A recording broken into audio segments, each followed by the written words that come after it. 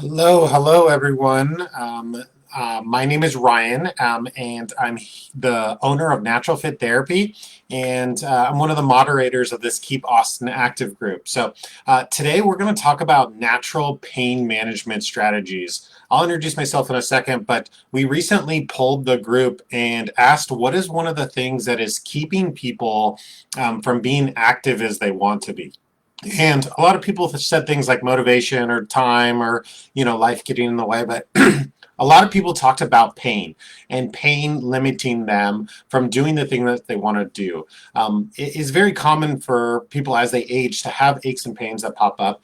And today we're going to talk about natural pain management strategies. We're going to talk about specifically pain medications and chronic pain.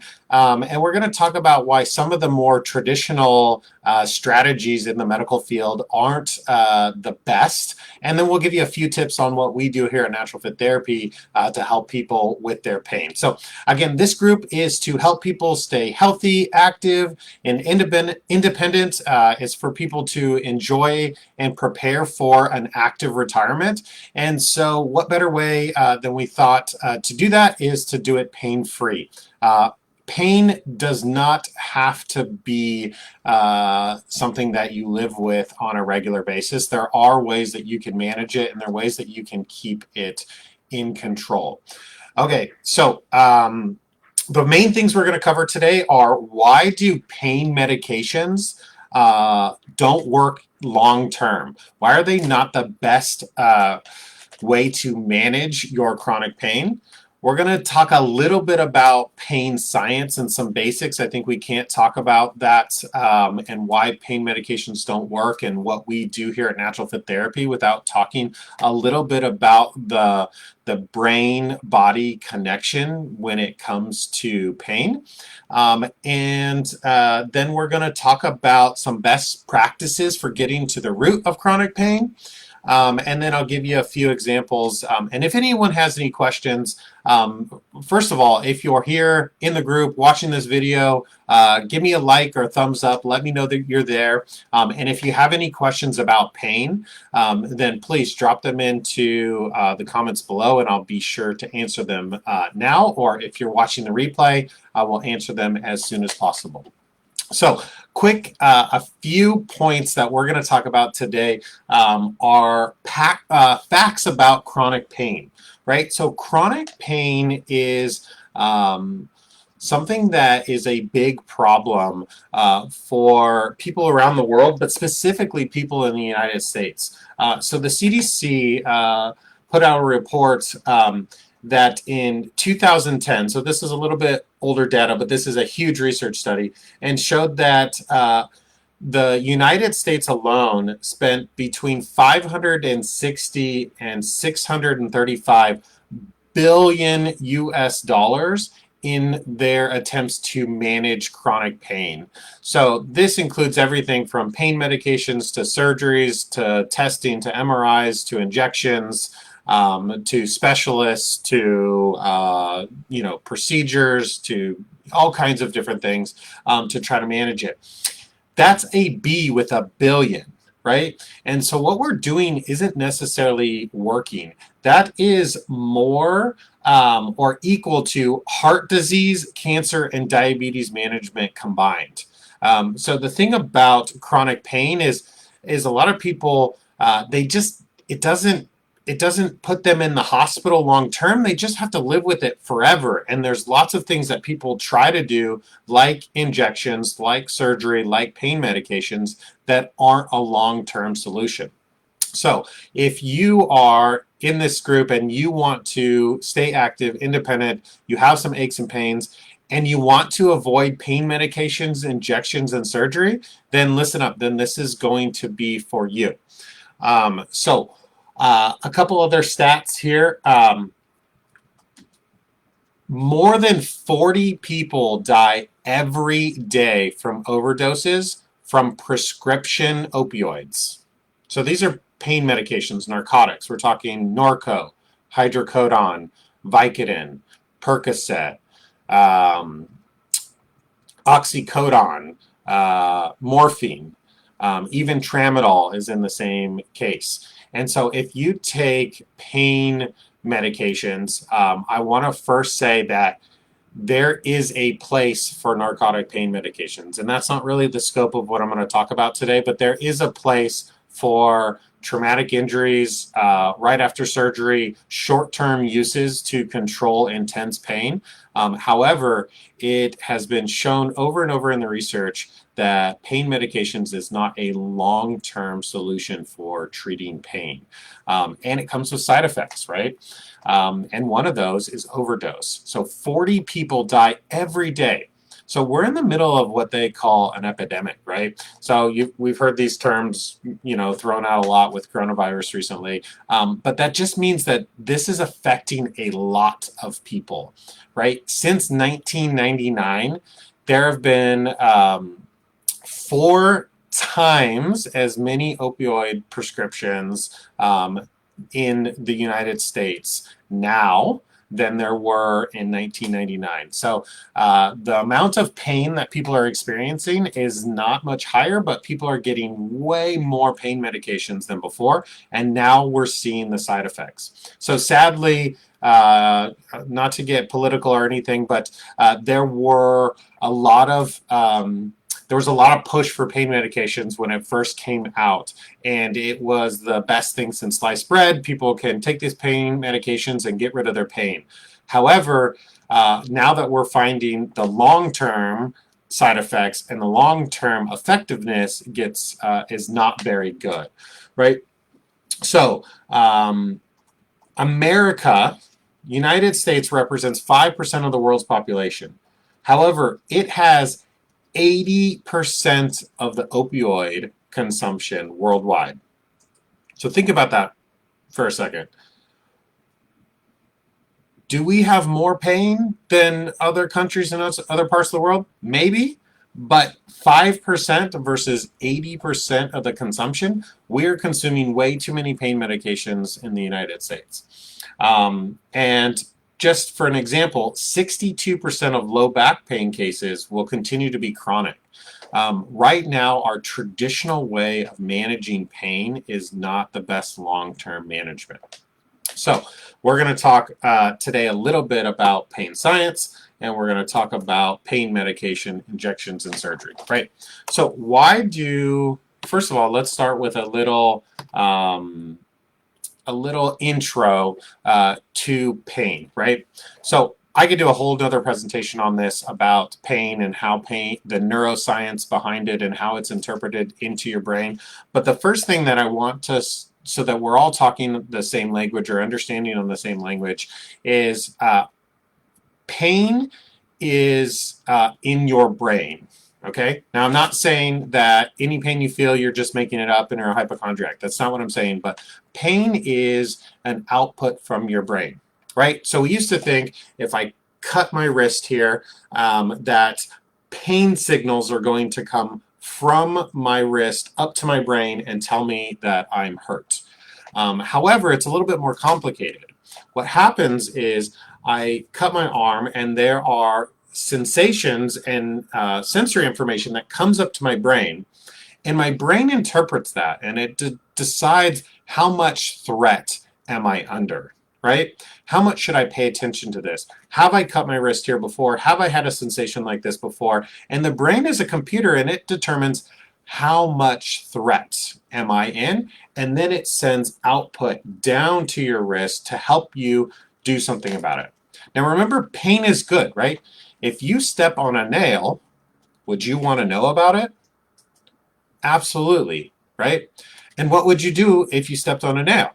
You would want to make sure that you don't step on another nail. You wear shoes next time you go into a construction site. You want to be able to maybe put a Band-Aid on it, treat it with some antiseptic so it doesn't get infected. Maybe it's rusty and you want to go get some medical attention, get a tetanus shot, right? Pain is a good thing. Otherwise, you could walk around all day with a nail through your foot and you wouldn't know it, right? So pain is a good thing. So we used to think, cut the wrist, sensations go up to the brain, and it tells you like pain. It's more complicated than that. Sensation comes up and the brain decides how much threat. And I have plenty of examples of how this can be kind of work against us, and that would be a great topic for another Facebook Live. But we have some situations with chronic pain, with phantom limb pain, with people that are in major accidents, but because of adrenaline are able to get out and get away. And so pain can be modulated both ways by your brain, where it can be extra sensitive to pain or send more pain signals out, or it can actually dampen how much your pain experience is based on the situation. Right, so now that we have the basics around that, let's talk about why pain medication isn't a good long-term management of pain, right? It just, a lot of people say, yeah, I know there's side effects. Yeah, if I take it by the prescription, I'm not going to overdose. Like, what's the harm in me taking this pain pill for a short term to make sure that, I can just function, right? And it's quick, it's easy, and most of the time it's instantaneous that you get the relief, right? And so that's hard to kind of fight against. However, there are several side effects, right? So it is very easy for people to abuse pain medication, to become dependent or addicted to pain medication. There's overdose. There are motor vehicle accidents that are caused by this, driving under the influence of narcotic pain medication. There are social consequences. I have heard more than a few stories of people that were taking pain medications for legit reasons temporarily because of a surgery, because of a major accident, and because they weren't able to find good natural pain relief management strategies, they ended up having to take more and more pain medications, and it turns into this slippery slope where they end up going back to the doctor and asking for more pain medication, but now they're dependent and maybe even addicted, and their doctor says, well, we can't give you that anymore because we know it's not a long-term solution. And guess what is very similar and gives a very similar response, but is much more dangerous, is heroin. And so a lot of people will move to these illegal drugs to be able to serve their addiction. And then it's very linked with mental health issues. So whether it's one way or the other, the correlation is there that with pain medication and mental health issues. So why does it become a long-term problem, right? Why do people have to take more and more pain medication, or as the longer they're on the medication, right? So this is very common that people, they get a low effective dose, which is what the doctor should be doing, the lowest dose. And what happens is they don't do anything else to manage their pain, right? And then over the maybe 6 months to a year later, they go back and they, hey doc, like this isn't working. This medication isn't good enough anymore. So what do? They give them a stronger medication, right? Maybe they started with tramadol and now they go back and they give them hydrocodone, or they give them something a little bit more powerful. Or what they do is they up the dose, or they up the frequency, right? So let me explain this. I'm going to try to explain this in analogy. And if you'll see linked above or below a link to a blog that I wrote on this that tells this story. So if you'd rather read it, then go ahead and click on above or below for that link. But imagine if you had an alarm on your house. Say even it was a fire alarm, right? And say that you had a remote control to that fire alarm on your phone, right? And you and a loved one were in your home and your house was on fire. Okay, I'm going to change the analogy a little bit from the blog article, but stay with me. So imagine your house was on fire and you were trying to let your loved one know that the house was on fire, but they were on the other side of the house and they didn't know that it was on fire yet. You couldn't get to the other side of the house because there was the fire was blocking you. So you run out of the house to make sure that you're safe, right? Well, guess what? You now go to your phone and you want to turn up the volume of the alarm because you want to make sure your loved one knows and that they can get out in time. Okay? So imagine if your loved one had this alarm going off, and they're like, man, this is annoying. I've had this happen before and it wasn't actually a fire. And so what I'm going to do is I'm going to go over to the speaker for this alarm system. And what I'm going to do is I'm going to go and put a thick, heavy blanket over the top of it. And all right, that muffled the sound quite a bit. I can go back to what I was doing, and I don't have to worry about that annoying sound anymore. Okay? And that's just masking the sound, right?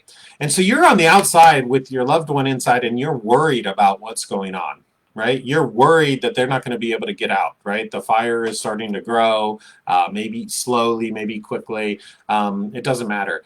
And you turn up the volume, right? So you say, I'm going to turn up the volume because I want to get this information out to my loved one so that they can take action on it, right? And they say, wow, that alarm's getting annoying again. I'm going to go ahead and throw another blanket over the top of it, right? And that muffles the sound again. And you say, what is going on? So you turn the volume up again, and they have to throw another blanket over the top, right? And by now, the original problem, which is a small fire in the kitchen, is now becoming a much bigger deal when it could have been solved originally. Now, hopefully, someone calls 911 and it gets put out. But let's just, for the sake of analogy, when we take narcotic pain medication, all it's doing is going to the brain, and it is keeping the brain from being able to send its alarm signals out. It is dampening in the central nervous system at your brain and dampening that experience of pain. Okay? And so the original problem is still there. The fire is still burning. The whatever issue that your brain thinks is a threat is still going on at the source. So if you have back pain, if you have knee pain, whatever is causing your body to interpret threat or harm, whether it's real threats like tissue damage, or it's actually just a perceived threat, which we can get into in a later Facebook Live. But if you are only masking the problem, your brain is inherently wanting to get the sensation out for you to do something about it. And so what happens is then when you start to you take all those blankets off the speaker, it's blaring super loud, right? And so that's why they try to stop their pain medications after taking them for years, and it's really hard because now their pain is way worse, right? And now they have to take more pain medication because those alarm signals, and it takes a lot longer to calm the system down and to be able to get it back to baseline. So that's kind of my big picture analogy of why pain medications don't work. Is they can actually cause you to have a larger pain experience the longer you take them, and you need a higher dose as you go, which puts you at a higher chance of being dependent and addicted to those pain medications. So best practice is get to the root cause, right? And some of that is structural and physical at the source, and some of that is in the brain and how we understand how pain works. And so really educating yourself on how pain works and treating the cause of the pain is what's really important, right? So a lot of people, even then treating the cause, say your knees hurt, people will, they'll massage their knee, they'll put rubs on their knee, they'll wear a knee brace, they'll do all this stuff at the actual knee to be able to try to treat the symptoms. But a lot of times the reason the knees are hurting is because of a problem at their feet or at their hips or at their mechanics of the activities that they do. And so although a lot of times we just want to throw the quick pain medication, the rub, the injection, the thing that's going to just calm everything down, it doesn't fix the reason why the pain was there in the first place, right? And I don't have time to talk today about every topic that comes up with pain, but this is really meant to be a big picture kind of concept for you guys to kind of understand. And I realize I'm probably preaching to the choir here. People in this group want to be active and they want to do things naturally, but I hope if you're thinking about taking pain medication, or if you're in pain, or if you're suffering, that I want you to know that there's other options other than medication, injection, and surgery. And we help a lot of people here in Natural Fit Therapy. Whether you work with us or you find someone else is doing natural approaches to healing, then we want you to make sure that you don't lose hope, and that there are options to help you manage your pain. And we want you to know that you're not alone. So,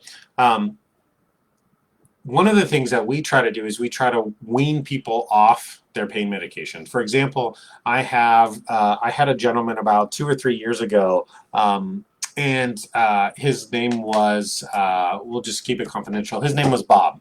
And Bob was in his, I think his late 60s, early 70s, and he, general everyday guy, liked to golf every once in a while, and he was having severe back pain. And over the years, his doctor had given him pain medication and he didn't think anything of it, and he started taking it, and just like a lot of people, he ended up going back to the doctor saying it wasn't working as well as it used to, and he ended up getting to the point where he was taking 4 hydrocodones a day.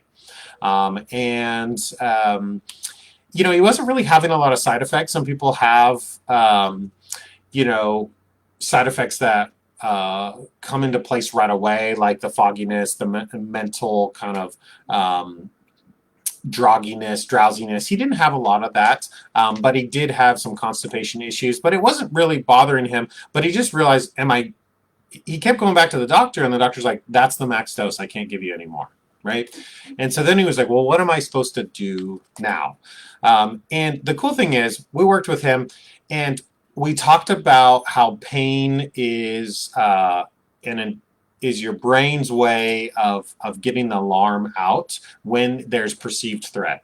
So we spent a lot of time educating him that the pain does not necessarily mean there's tissue damage, doesn't mean things are crumbling in his back.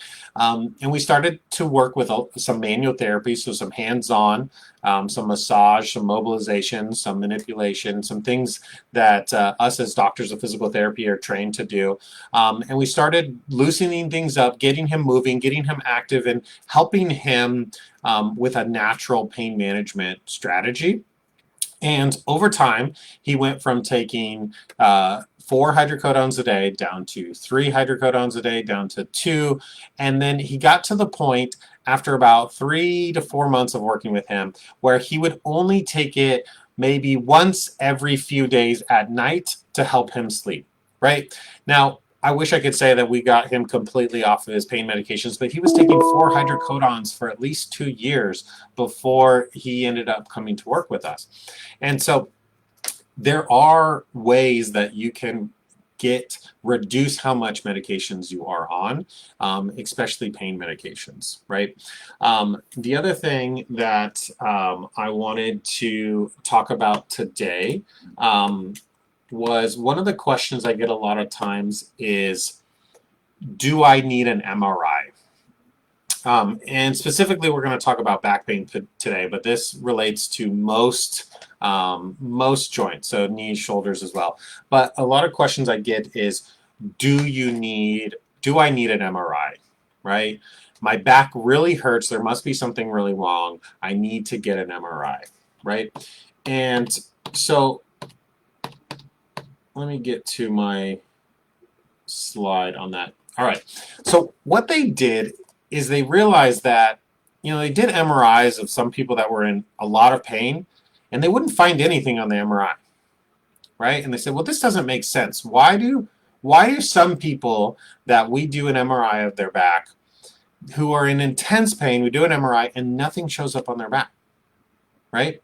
So then someone started, to think, well, what happens if we MRI people that don't have back pain? So what they did is they got people to volunteer, and they said, "Do you have back pain?" And they said, "No." And they took 1,000 plus people that didn't have back pain, and they took them and they did their MRI. And approximately, these are people without back pain. Approximately 65% of people without low back pain will have MRI findings of disc bulge, herniations and protrusions, spondylolisthesis, and stenosis, right? And so the first reaction is, if I have an MRI, or if I have pain, I need to go get an MRI, and there must be something wrong. All right. However, MRI findings are not 100% correlated to your pain. Pain is your body's perception of threat, right? And sometimes your body doesn't always get it right. And so there's people out there that have disc bulges, herniations, protrusions, stenosis, spondylolisthesis on their MRIs, and they have no pain at all. So what I like to, I'll keep this short and sweet. What I like to tell people is, if you walked up to someone in their 60s and their 70s and they had wrinkles on their face, would you gasp and, "Oh my gosh, you have wrinkles on your face? You need to go do something about that," right? Yes, I know people do plastic surgery and cosmetic things to try to reduce their wrinkles, but it's not an immediate health problem. They're normal part of aging. What I say, a lot of things that show up on MRIs are wrinkles on the inside. They are non-harmful. They're not the actual source of the pain many times. And so what we do is we end up getting an MRI, we see this herniation, and immediately we get rushed off for surgery because we think that structural issue is the only thing causing your pain. Well, there's a lot of other structures in your back, and there's a lot of things that we can do to get you strong, get you feeling better, reduce the stress on those structures, and retrain your brain to reduce that perception of threat. A lot of times people have an old injury that has been bothering them for a long time, that the brain now is hypersensitive. So I'd love to do another Facebook Live in the future. We're wrapping up on my kind of 30-minute time limit today, and I also was running late with technical difficulties getting the camera started. So anyone who's listened this long, thank you. Anyone who's watching the replay, thank you for watching. If you feel like today's information was helpful, please like, share, comment this. We'd love to hear your thoughts. We'd love to start a discussion around this. If you're not really comfortable having a conversation in public or in this public forum, we encourage you to we'd be happy to have a phone conversations or a free consultation here at Natural Fit Therapy. So if you go to naturalfittherapy.com/keep Austin active, this is a specific page just for people in this group that they can go and they can sign up for a free consultation with our doctors of physical therapy here at Natural Fit Therapy. And that could be by telephone, that can be by Zoom, or that can be in person here at our Northwest Austin clinic. But if you have questions about pain management, your specific case, everyone is unique, everyone is different, and we want to make sure that you get the help that you need. And so if you go to naturalfittherapy.com/keep Austin active, we would be happy to answer those questions for you. So it looks like I'm just going to pop my head into the comments here just to make sure we have some questions. It looks like Joanne, I'm glad this was helpful for you, Joanne. Thank you. Hi, Sarah. Thanks for joining. Again, if you're watching the replay, please drop some questions in the comments. We'd be happy to answer them on another live, or go to Natural Fit Therapy/keep Austin active, and you can sign up for your free consultation. Thank you, everyone, and I hope you have a great rest of your day and a great rest of your week. Stay active, stay healthy, and reach out to us if you have any issues.